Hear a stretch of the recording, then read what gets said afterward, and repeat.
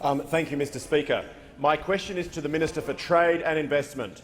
Will the Minister update the House on how businesses in my home state of South Australia can capitalise on the government's free trade agreement with China? What impact will this have on jobs and the local economy in my electorate? Call the Minister for Trade and Investment.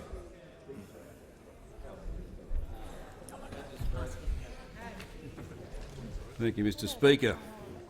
I'd like to thank the member for his question and for his efforts in promoting the opportunities that are emerging from this trifecta of free trade agreements on offer. Of course, the free trade agreements are a key plank of our economic strategy to help drive jobs and growth beyond the mining boom. A key plank.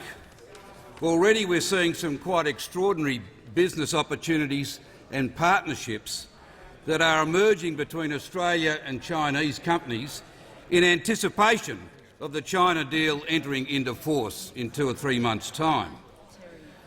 Part of our program to identify the free trade agreement opportunities is a 3-hour small business roadshow that's being taken around Australia.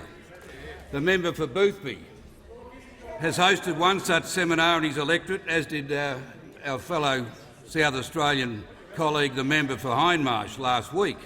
In total, over 150 businesses attended those 2 forums, and we've now had close to 1,000 small and medium businesses attending forums around the country, and there are up to 200 forums planned over the next 2 years.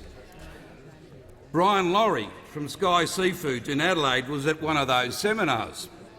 Sky Seafoods is an example of the many Australian businesses who are already putting in place strategies to capitalise on the free trade agreement we've secured with China, our largest trading partner. Currently, Sky Seafoods faces tariffs of up to 15%. Once this enters into force, those tariffs will go.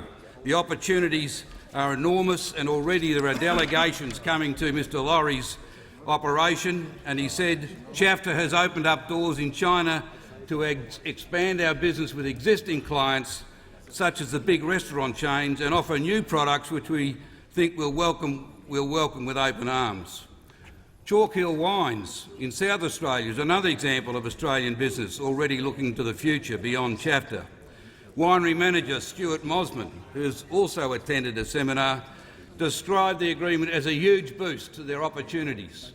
And we saw Sepetsville just last week complete a sale of 4,000 tonnes of wine, nearly 10% of the whole offering to China, a new sale based on the prospect of the free trade agreement. That is jobs, Mr Speaker. That is jobs for Australians. That is opportunity. That's growth. This is the future.